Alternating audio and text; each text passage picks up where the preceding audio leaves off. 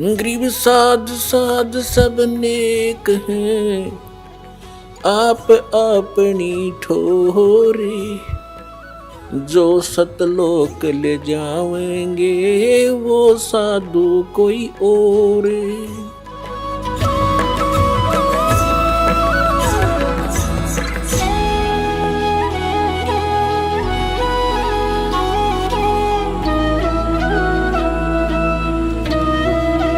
अब क्या बताते हैं, कोट जन्म तन भरमत हो गए, कुछ नहीं हाथ लगा रे, कुकर सुकर खरबा बोरे, कौआ हंस बगारे।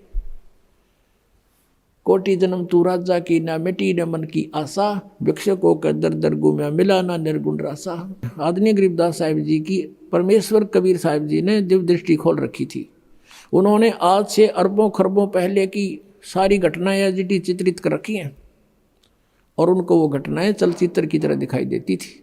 गरीबदास साहिब जी ने बताया है कि ये नानक साहिब जी जो थे, ये सतयुग में राजा अम्बरीश थे, यही आत्मा, और इतने पुण्यात्मा थे, इतने धर्मात्मा थे और इतनी सत भक्ति करते थे, विष्णु जी को इष्ट मानकर दुर्वासा जैसे सिद्ध पुरुष ने भी इनके दरबार में फिट्टे मुंह होना पड़ा था।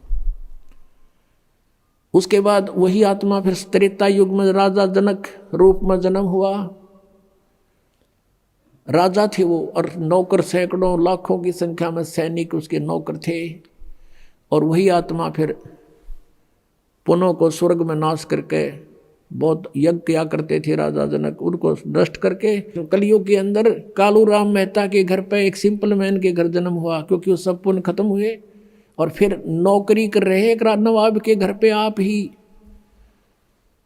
और पहले उनके लाखों नौकर होते थे। तो काल का ये जाल ऐसा है, जब नानक साहिब जी को अपने पिछले जन्म दिखाए परमात्मा ने कि आप राजा थे, राजा जनक भी आप थे, और अब आप क्या हो, पेटा भर गया उस पुण्यात्मा का भगवान देखकर।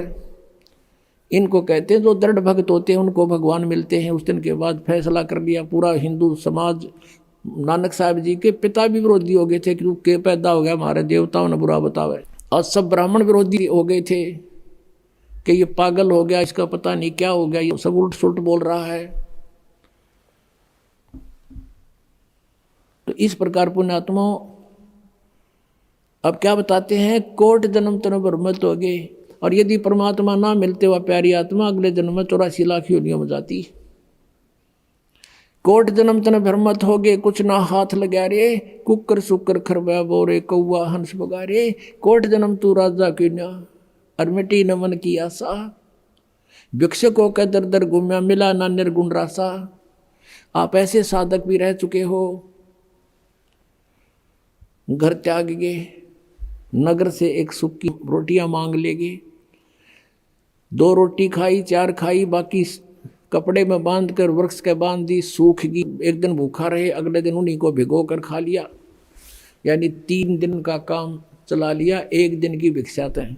और खूब घोर तपस्याएं की, साधनाएं की, अन्य नामों की, अन्य साधनाएं की। उनसे क्या हुआ, तप से राज राज मदमानम, और जन्म तीसरे शुक्र सवानम।